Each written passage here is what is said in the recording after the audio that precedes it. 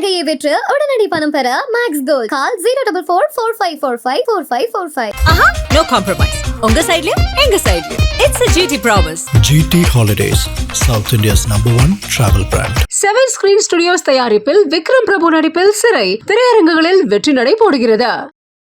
இந்த ஆண்டு தங்கம் வெள்ளி இரண்டுமே மிக மிக மிக அபரிதமான லாபத்தை கொடுத்துருக்கு. இந்திய ரூபாயோட மதிப்பு அது எப்பவுமே கொஞ்சம் கொஞ்சமா கிராஜுவலா டிப்ரிஷியேட் ஆகும். ஆனா இந்த ஆண்டு ரொம்ப வேகமா டிப்ரிஷியேட் ஆகிருக்கு. ரஷ்யாவுக்கும் யுக்ரைனுக்கும் ஒரு போர் ஒப்பந்தம் ஏற்படுவதற்கு வாய்ப்புகள் பிரகாசமாக இருக்கின்றது. அப்போ ரஷ்யாவுக்கு எதிரான வர்த்தக தடைகள் நீங்கும். அதனால நம்ம ரஷ்யா கிட்ட இருந்து கச்சா எண்ணெய் வாங்குறது அது ஒரு தவறாக பார்க்கப்படாது. அதனால அதற்காக விதிக்கின்ற ஒரு கூடுதலான 25% வரிகள் குறைக்கப்படும். பொதுவாகவே உலகத்துல எல்லா இடங்களிலும் அமைதி நிலவும் போது தங்கத்தோட விலை கொஞ்சம் இறங்கும். வெளிநாட்டு முதலீட்டாளர்கள் கடந்த 2 ஆண்டுகளில் கிட்டத்தட்ட 5 லட்சம் கோடி என்கின்ற அளவுக்கு பங்குகளை வித்திருக்கிறாங்க. அதே மீறி நம்முடைய பங்கு சந்தைகள் பெருசா இறங்கல. அதுக்கு காரணம் சிறு முதலீட்டாளர்கள் தான். ஆனா அந்த சிறு முதலீட்டாளர்களுக்கு மத்திய அரசாங்கம் எதையும் செய்யவில்லை. Long term capital gain tax அதிகமாக்கிட்டாங்க, short term capital gain tax அதிகமாக்கிட்டாங்க, செக்யூரிட்டி டிரான்சாக்ஷன் டாக்ஸ் அதிகமாக்கிட்டாங்க. அந்த மாதிரி பங்குச்சந்தை சார்ந்த விஷயங்களுக்கு வரிகளை அதிகமாக்கி இருக்கிறாங்க. ஒட்டுமொத்த அறிவுரை இப்போதைக்கு பார்த்தீங்கன்னா தங்கமும் வெள்ளியும் முதலீடு செய்வதை தவிர்த்து விடுங்கள். நிறைய பேர் எஸ்ஐபி பண்ணாலே நம்ம கண்டிப்பா நமக்கு லாபம் வந்துடும் அப்படின்னு நினைக்கிறாங்க. அது கிடையாது. கிட்டத்தட்ட 90% பங்குகள் பியர் மார்க்கெட்ல தான் இருக்கு. இந்த சமயத்துல முதலீடு பண்ணும்போது நீங்க மிட் கேப் ஸ்மால் கேப்லாம் அவாய்ட் பண்ணிட்டு லார்ஜ் கேப்ல முதலீடு பண்ணணும். பெரும்பாலான சிறு முதலீட்டாளர்கள் கிட்ட நான் வாங்கின்ற ஒரு குறை அப்படின்னு பாத்தீங்கன்னா அவங்க பெரும்பாலும் இந்த ஸ்மால் கேப் மிட் கேப் அதுலதான் நிறைய ஆர்வம் காமிக்கிறாங்க. லார்ஜ் கேப்ல ஆர்வம் காமிக்கிறது இல்லை. ஸோ அது ஒரு தவறான அணுகுமுறை. ஆனால் ஒட்டுமொத்த பணத்தையும் நீங்க மிட் கேப்லயோ ஸ்மால் கேப்லயோ முதலீடு பண்ணீங்கன்னால் கண்டிப்பா எதிர்காலத்துல பிரச்சனைகளுக்கு நீங்க ஆளாக வேண்டி வரும். கலாட்டா நேயர்களுக்கு வணக்கம். நான் சரவண ராம்குமார். இன்று நம்மோடு PR சுந்தர் சார் இணைஞ்சிருக்காரு. அவர்கிட்ட தான் பேசுறதா இருக்கும். பேசுவோம் சார். வணக்கம். வணக்கம். ஒவ்வொரு புதிய ஆண்டு தொடங்கும் போது ஒரு பெரிய எதிர்பார்ப்பு இருக்கிறது உண்டு இல்லையா சார்? அதனால 26ல நீங்க சில டிப்ஸ் சொன்னா நல்லா இருக்கும்னு ஃபீல் பண்றோம். குறிப்பா இந்த வருஷத்தை எப்படி பயனுள்ளதா மாத்தலாம், எப்படி சேவிங்ஸ் உருவாக்கலாம், எப்படி இன்வெஸ்ட்மெண்டா மாத்தலாம்னு உங்களுடைய ஜேர்னில நீங்க கத்துக்கிட்டது சொன்னீங்கன்னா எல்லாருக்கும் அது யூஸ்ஃபுல்லா இருக்கும். முதல்ல கடந்த ஆண்டு நம்மள மாதிரி ஆண்கள்லாம் போட்டியில தோத்துட்டோம், பெண்கள்லாம் போட்டியில ஜெயிச்சிட்டாங்க. என்னன்னா நம்மள மாதிரி ஆண்கள்லாம் பங்குச்சந்தையில முதலீடு பண்ணுவோம், பெண்கள்லாம் தங்கத்துல முதலீடு பண்ணுவாங்க. இந்த ஆண்டு தங்கம் வெள்ளி இரண்டுமே மிக மிக மிக அபரிதமான லாபத்தை கொடுத்துருக்கு. அதே நேரத்துல பங்குச்சந்தைகள் சரியா பர்ஃபார்ம் பண்ணல. உலகத்திலேயே ஆக மோசமான பங்குச்சந்தையா நம்முடைய பங்குச்சந்தை இந்த ஆண்டு இருந்தது. அது மட்டும் இல்லாமல் இந்திய ரூபாயோட மதிப்பு அது எப்பவுமே கொஞ்சம் கொஞ்சமா கிராஜுவலா டிப்ரிஷியேட் ஆகும். ஆனா இந்த ஆண்டு ரொம்ப வேகமா டிப்ரிஷியேட் ஆகிருக்கு. 2013க்கு அப்புறம் இந்த வருஷம் தான் முதல்ல ஒரு பெரிய லெவல்ல டிப்ரிஷியேட் ஆயிருக்கு. கரன்சி டிப்ரிசியேஷன் ஆனது தங்கம் விலை இன்னும் ஏறுவதற்கு வாய்ப்பை ஏற்படுத்தி கொடுத்துருச்சு. சோ இது இல்லாமல் இந்தியாவுக்கும் அமெரிக்காவுக்கும் வர்த்தக ஒப்பந்தம், அமெரிக்கால ட்ரம்ப் பதவிக்கு வந்ததுக்கு அப்புறம் நிறைய நாடுகள் கூட புதுசா ஒப்பந்தம் போடணும் அப்படின்னு சொன்னாரு. இன்னமும் இந்தியாவுக்கும் அமெரிக்காவுக்கும் ஒரு வர்த்தக ஒப்பந்தம் எட்டப்படவில்லை. இந்தியாவுக்கு எதிராக அவர் வரிகளை ரொம்ப அதிகமா ஏத்திட்டாரு. இப்போதைக்கு கிட்டத்தட்ட 50% வரிகள் இருக்கு இந்தியாவுக்கு எதிராக. அவர் என்ன சொல்லி இருக்கிறாருன்னா இந்தியாவுக்கு எதிராக 25% வரியும், கூடுதலாக 25% இந்தியா ரஷ்யாவிடம் இருந்து கச்சா எண்ணெய் வாங்குவதால். நம்ம எல்லாருக்குமே தெரியும் ரஷ்யாவுக்கும் யுக்ரைனுக்கும் சண்டை நடந்துட்டு இருக்கு. மேற்கத்திய நாடுகள்லாம் யுக்ரைனுக்கு சப்போர்ட் பண்றாங்க. ரஷ்யா மேல பொருளாதார தடைகள் விதிச்சிருக்கிறாங்க. அந்த பொருளாதார தடையை மீறி நாம ரஷ்யா கிட்ட கச்சா எண்ணெய் வாங்குறதுனால நமக்கு ஒரு கூடுதலா 25% வரி, மொத்தம் 50% வரி இப்படி இருக்கு. இருந்தாலும் இந்த இம்பாக்ட குறைக்கிறதுக்காக மத்திய அரசாங்கம் சில நல்ல விஷயங்கள்லாம் செஞ்சாங்க. அதுல ஒண்ணுதான் செப்டம்பர் மாதம் ஜிஎஸ்டி வரிகளை குறைச்சாங்க. 28% இருந்தது 18%, 12% இருந்தது 5% ஜிஎஸ்டி குறைச்சாங்க. பட் இருந்தாலுமே அது ஒரு மிகப்பெரிய மாற்றத்தை பங்குச்சந்தையில எதிரொலிக்கல. எதனால நம்ம அடிக்கடி பங்குச்சந்தையை பத்தி பேசுறோம்னா, பங்குச்சந்தை ஒரு பொருளாதாரத்தை நமக்கு காட்டுகின்ற ஒரு கண்ணாடி. பொருளாதாரம் நல்லா இருந்தால் பங்குச்சந்தையும் கண்டிப்பா நல்லா இருக்கும். பொருளாதாரம் மோசமா இருந்ததுனால பங்குச்சந்தை கொஞ்சம் மோசமா இருக்கும். இது இப்படி இருக்கு. ஸோ இதுல குறிப்பா நிறைய செக்டர்ஸ் பாத்தீங்கன்னா வங்கித்துறைகள்லாம் நல்லா இருக்கு, நல்ல லாபம் ஈட்டி இருக்கிறாங்க, நல்ல லாபத்தோடு செயல்படுது. ஆட்டோ வாகனம் சம்பந்தப்பட்டது அதில் வந்து ஜிஎஸ்டி வரிகளை குறைச்சதுக்கு அப்புறம் வாகனத்துறையும் நல்லா பர்ஃபார்ம் பண்ணிருக்கு. ஆனா தகவல் தொழில்நுட்பம், ஏன்னா முக்கியமா தென்னிந்தியர்களுக்கு அதிகபட்சமான வேலையை உருவாக்குவது வந்து தகவல் தொழில்நுட்பத்துறை தான். டிசிஎஸ், இன்ஃபோசிஸ், விப்ரோ, அந்த மாதிரி நிறைய எக்ஸெல் டெக்னாலஜி அந்த மாதிரி கம்பெனிங்க, அந்த நிறுவனங்கள் எல்லாமே ஒரு மிகப்பெரிய பிரச்சனையில தான் இருக்குது. அதுக்கு அடுத்தது வந்து பார்மசூட்டிக்கல் அப்படின்னு சொல்லுவாங்க, மருந்து துறை. அது வந்து வெளிநாட்டுக்கு ஏற்றுமதியை சார்ந்து இருக்கிறதுனால அதுவும் சரியா பர்ஃபார்ம் பண்ணல பங்குச்சந்தையில. அதே போல FMCG, fast moving consumer goods அப்படின்னு சொல்லுவாங்க, அதுவும் வந்து கடந்த வருஷம் சரியா பர்ஃபார்ம் பண்ணல. ஸோ அதான் ஒரே வாரத்துல சொல்லிட்டேன் உங்களுக்கு, பெண்கள்லாம் புத்திசாலிகள் ஆயிட்டாங்க, ஆண்கள்லாம் முட்டல்கள் ஆயிட்டாங்க. இது 25ல. இது இப்படியே தான் தொடர போதா சார்? அதான் 26ல என்ன நடக்க போகுது அப்படின்னு சொல்லிடுறேன் பாருங்க. ஒன்று, ரஷ்யாவுக்கும் யுக்ரைனுக்கும் ஒரு போர் நிறுத்த ஒப்பந்தம் ஏற்படுவதற்கு வாய்ப்புகள் பிரகாசமாக இருக்கின்றது. அமெரிக்காவும் அதுல ரொம்ப மும்முரமா இருக்கிறாங்க. ஒருவேளை அப்படி ஒரு நல்ல விஷயம் நடந்தால், போர் நிறுத்த ஒப்பந்தம் ஏற்பட்டால், அப்போ ரஷ்யாவுக்கு எதிரான வர்த்தக தடைகள் நீங்கும். அதனால நம்ம ரஷ்யா கிட்ட இருந்து கச்சா எண்ணெய் வாங்குறது அது ஒரு தவறாக பார்க்கப்படாது. அதனால அதற்காக விதிக்கின்ற ஒரு கூடுதலான 25% வரிகள் குறைக்கப்படும். இது வந்து நல்ல விஷயம். ரெண்டாவது, பொதுவாவே உலகத்துல எல்லா இடங்களையும் அமைதி நிலவும் போது தங்கத்தோட விலை கொஞ்சம் இறங்கும். அதனால இந்த அமைதி ஒப்பந்தம் ஏற்பட்டால் தங்கம் ஓரளவு கொஞ்சம் விலை குறையறதுக்கும் வாய்ப்புகள் இருக்கு. பொருளாதாரமும் நமக்கு எதிராக அமெரிக்காவுடைய பொருளாதார அதாவது வரிகள், இந்த 50% வரிகள்லாம் பெருமளவு குறைக்கப்படுறதுக்கு வாய்ப்புகள் நிறைய இருக்கு. இது இல்லாமல் பங்கு சந்தைகள் ரொம்ப மோசமா பர்ஃபார்ம் பண்ணதுனால சிறு முதலீட்டாளர்கள் நிறைய பேரு பங்குச்சந்தையில வந்து பணத்தை நிறைய முதலீடு பண்ணி பங்குச்சந்தையை காப்பாத்தி இருக்கிறாங்க அப்படின்னு சொல்லணும். வெளிநாட்டு முதலீட்டாளர்கள் கடந்த 2 ஆண்டுகளில் கிட்டத்தட்ட 5 லட்சம் கோடி என்கின்ற அளவுக்கு பங்குகளை வித்திருக்கிறாங்க. அதே மீறி நம்முடைய பங்கு சந்தைகள் பெருசா இறங்கல. அதுக்கு காரணம் சிறு முதலீட்டாளர்கள் தான். பாராளுமன்றத்திலையும் ஒரு எதிர்கட்சி எம்பி பேசி இருக்கிறாரு, சிறு முதலீட்டாளர்களால தான் இந்த பங்குச்சந்தை இந்த அளவுக்கு நல்லா இருக்கு.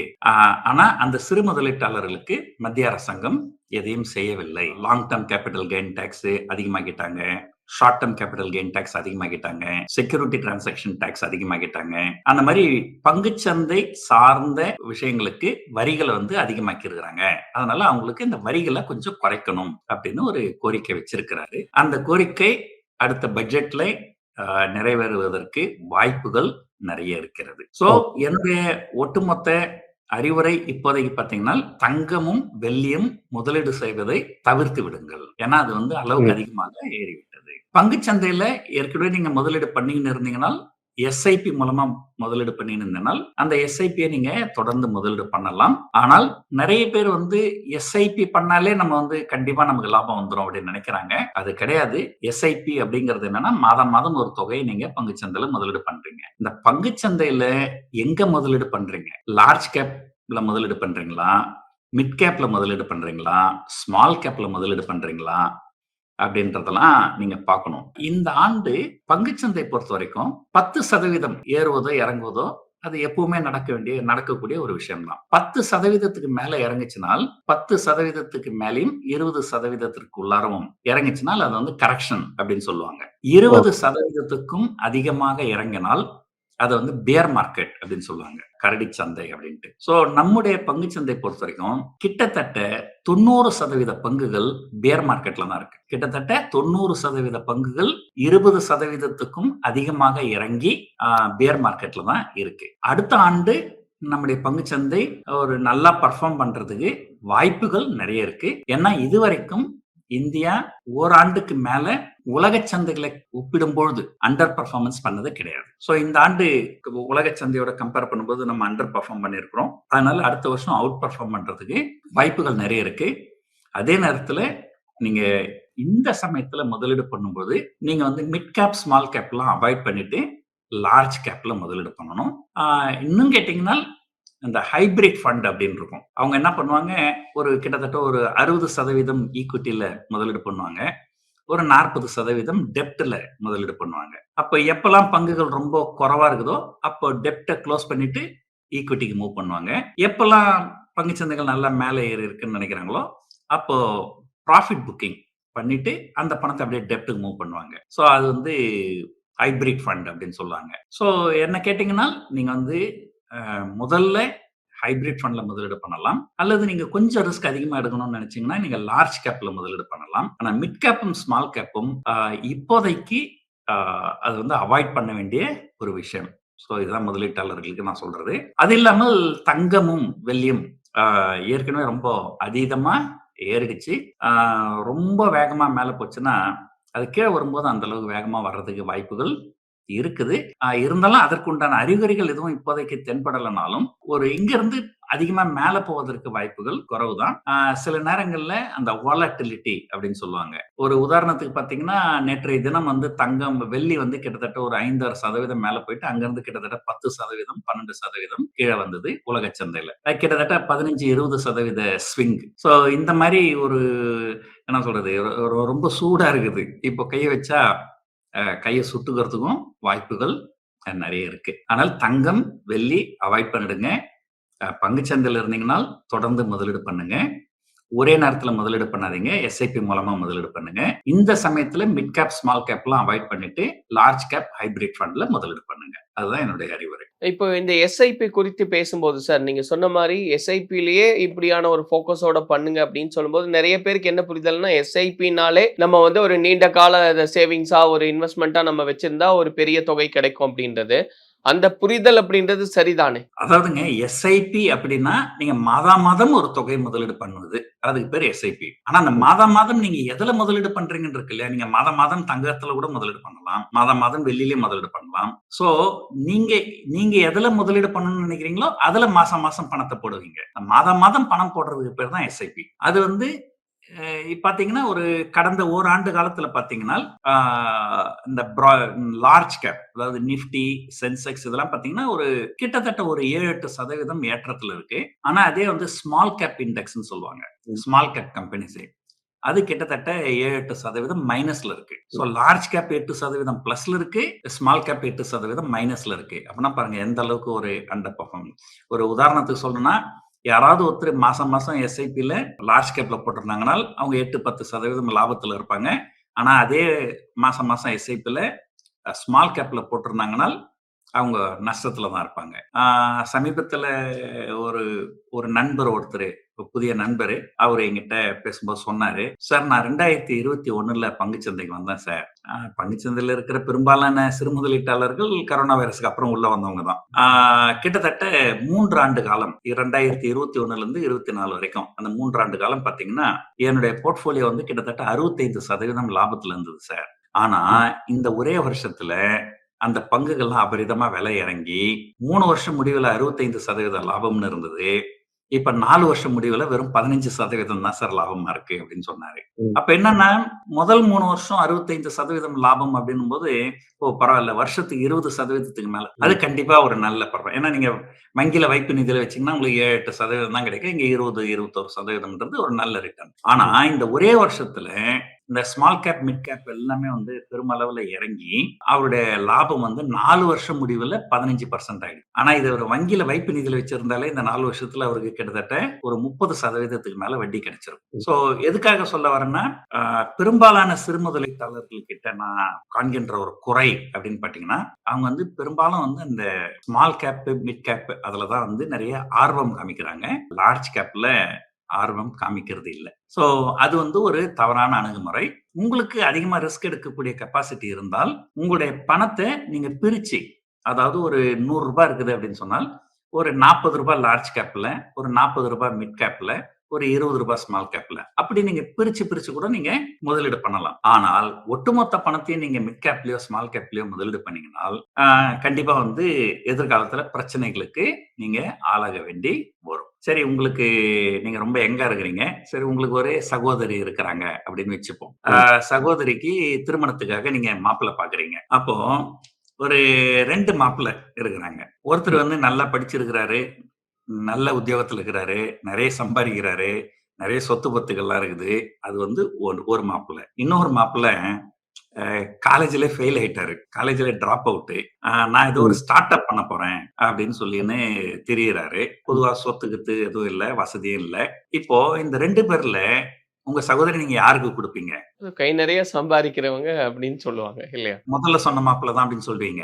ஆனா, நீங்க முதல்ல சொன்ன மாப்பிள்ளை, நீங்க உங்க சகோதரிய குடுக்கணும்னு சொன்னா, நீங்க நெறைய செலவு பண்ண வேண்டி வரும். ஏன்னா, அவரு நல்ல உத்தியோகத்துல இருக்கிறாரு, நல்ல வசதியா இருக்கிறாரு. அப்ப ஒரு நல்ல பிரம்மாண்டமான திருமண மண்டபத்துல, நம்ம சொந்த பந்தங்களுக்கு எல்லாம் நமக்கு பெருமையா இருக்கிற மாரி திருமணம் செஞ்சு குடுக்கணும்னு எதிர்பார்ப்பாரு. உங்களுக்கு செலவு அதிகமா இருக்கும். அதே அந்த ஸ்டார்ட் அப் கம்பெனி வச்சுக்கிறாரு பார்த்தீங்களா? அவருக்கு நீங்க உங்க சகோதரிய குடுத்தீங்கன்னா, அவரு எதுவும் டிமாண்ட்லாம் பண்ண மாட்டாரு. சார் கோயில்ல கல்யாணம் பண்ணா கூட ஓகே சார் அப்படின்டுவாரு. உங்களுக்கு செலவே இருக்காது.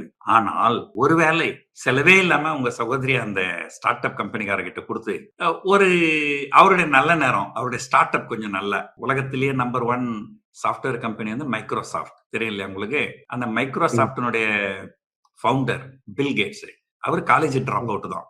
அவர் காலேஜ் வந்து போனாரு. ஆனா காலேஜ் ஃபுல்லா கம்ப்ளீட் பண்ணல. நானு மைக்ரோசாஃப்ட்னு ஒரு சாஃப்ட்வேர் தயாரிக்கிறேன்னு சொல்லிட்டு வந்தாரு. ஒருவேளை உங்க சகோதரி அவருக்கு குடுத்திருந்தீங்கன்னா, பிற்காலத்துல உங்க சகோதரி வந்து ரொம்ப சந்தோஷமா இருந்திருப்பாங்க. சோ இதுல இருந்து நான் என்ன சொல்ல வரேன்னாக்கா, முதல் மாப்பிள்ளை உங்களுக்கு சேஃப்டி அதிகம். ஆனா செலவு அதிகம். 2வது மாப்பிள்ளை கிட்ட சேஃப்டி குறைவு. ஆனால் லாபம் வந்தால் மிகப்பெரிய அளவுல வரும் லாபம். கரெக்ட்டுங்களா? லாபம் வந்தால் மிகப்பெரிய அளவுல லாபம் வரும். ஆனால் ரிஸ்க் இருக்குது. சோ இப்ப இந்த இடத்துல வந்து நான் சொன்ன முதல் மாப்பிள்ளை வந்து லார்ஜ் கேப் ஸ்டாக்ஸ். அங்க எல்லாமே விலை அதிகமா இருக்கும். ஒரு பங்கு வாங்க போனீங்கனாலே ஒரு ரூ. 1000 2000 இருக்கும். விலை அதிகமா தான் இருக்கும். ஆனா சில மிட் கேப் ஸ்மால் கேப் எல்லாம் பண்ணீங்கன்னா ரொம்ப கம்மியான விலையில ரூ. 5 10 கூட நிறைய கிடைக்கும். மைக்ரோ கேப்னு சொல்லுவாங்க. ஆனால் அந்த இடத்துல உங்களுக்கு முதல் மாப்பிள்ளை மாதிரி சேஃப்டி அதிகம். இங்க 2வது மாப்பிள்ளை மாதிரி ரிஸ்க் அதிகம். ரிஸ்க் அதிகம் அப்படின்றதுனாலே கண்டிப்பா நஷ்டம் தான் வரும்னு சொல்ல முடியாது. இப்ப 2026ல தான் நான் வந்து இந்த மாதிரி முதலீடுகளுக்குள்ள வர்றேன் அப்படின்னு நினைக்கிறவங்களுக்கு, இல்ல அதை நான் தொடங்கணும்னு நினைக்கிறவங்களுக்கு, இதெல்லாம் செய்யாதீங்க, இதுல ரொம்ப ஜாக்கிரதையா இருக்கணும்ன்ற அட்வைசஸ் ஃபர்ஸ்ட் என்னவா இருக்கு சார்? ஒரு முதலீடு அப்படின்னு வந்தாலே அடிப்படையான சில விஷயங்களை தான் எல்லாருமே சொல்லுவாங்க. நம்பர் 1, உங்களுடைய முதலீடை 2 வகையா நீங்க பிரிக்கணும். ஒன்று நிலையான வருமானம் தரக்கூடியது, இன்னொன்னு நிலையற்ற வருமானம் தரக்கூடியது. நீங்க பணத்தை வந்து வங்கியில வைப்பு நிதி வைக்கிறீங்க, அல்லது பப்ளிக் ப்ராவிடென்ட் ஃபண்ட்ல போடுறீங்க, அல்லது உங்களுக்கு பெண் குழந்தை இருந்தா நீங்க செல்வ மகள் திட்டத்துல போடுறீங்க. போஸ்ட் ஆபீஸ் சேவிங் ஸ்கீம் இருக்கு, நேஷனல் சேவிங் சர்டிபிகேட் இருக்கு, கார்பரேட் பாண்ட்ஸ் இருக்கு. இது எல்லாமே வந்து உங்களுக்கு ஒரு நிலையான வங்கியில வைப்பு நிதி வச்சீங்கன்னா உங்களுக்கு 8% வட்டினா 8% வட்டி தான் கிடைக்கும். அதுக்கு கூடவும் கிடைக்காது, குறைவாகவும் கிடைக்காது. இது வந்து ஆங்கிலத்துல டெப்ட் இன்ஸ்ட்ருமெண்ட் அப்படின்னு சொல்லுவாங்க. இன்னொன்னு ஏற்ற இறக்கங்களுக்கு உட்பட்டது. தங்கமோ வெள்ளியோ பங்குச்சந்தையோ அல்லது ரியல் எஸ்டேட்டோ நீங்க முதலீடு பண்ணீங்கன்னா அது ஏறவும் செய்யலாம் அல்லது இறங்கவும் செய்யலாம். சோ அதனால உங்களுடைய சேமிப்பு எவ்வளோ அப்படிங்கறத முதல்ல முடிவு பண்ணுங்க.